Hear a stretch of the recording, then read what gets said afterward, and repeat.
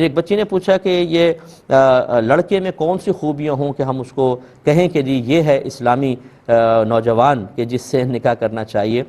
دیکھیں مسئلہ یہ ہے کہ ظاہر ایک تو شریعت کے مطابق ہونا چاہیے، پھر اس کے عادات اطوار کردار کے بارے میں آپ نے معلوم کیا، عبادات پوری کرتا ہے، اعلانیہ طور پہ کوئی گناہ نہیں کرتا، اخلاق کا اچھا ہو،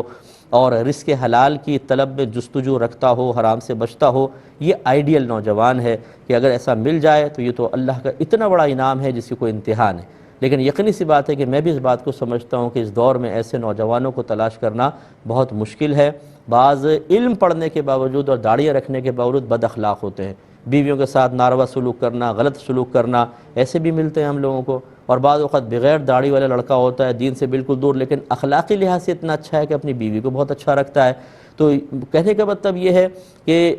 یہ تو آئیڈیل سچویشن جو میں نے آپ کو بتائی یہ ہونی چاہیے، ورنہ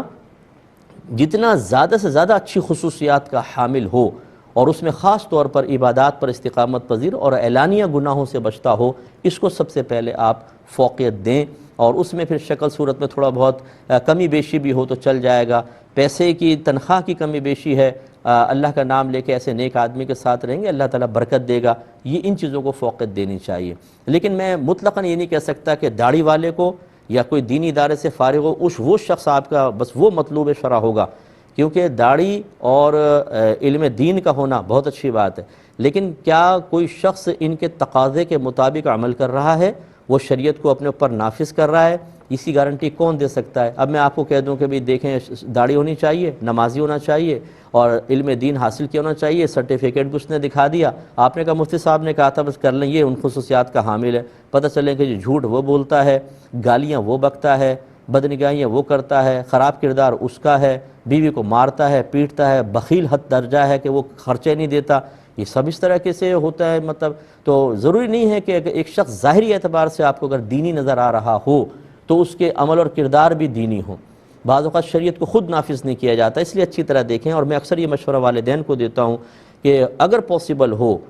جس بچی سے آپ نے شادی کرنی ہے اس کو اگر کتنی قریبی ہونا کہ آپ نے اس کو قریب سے واچ کیا ہے کہ 1-1.5 سال 2 سال آپ نے دیکھا بہت اچھا اخلاق ہے، تھوڑی بہت خرابیاں تو ہوتی ہیں، اسی طرح لڑکے کو آپ نے دیکھا، ان سے آپ نکاح کریں، اچھا رہے گا۔ ہم جب اجنبی لوگوں سے ملتے ہیں تو یہ بہنیں ہماری اچھی طرح جانتی ہیں کہ تکلفات کے ہزارہ پردوں کے اندر رہ کر ایسے اخلاق سے باتیں کریں گی کہ سامنے لے کہے گا اللہ یہ تو اس سے تو اچھی کوئی عورت ہے ہی نہیں دنیا کے اندر، اور یہ پتہ نہیں کہ اس اوپر راکھ ہے اور اندر آگ ہے، بھری ہوئی چنگاریاں ہیں، اور جب ہاتھ ڈالیں گے تو ایسا جلائے گی کہ ہاتھ نکلے گا تو ہڈیاں ہوں گی، گوشت غائب ہوگا۔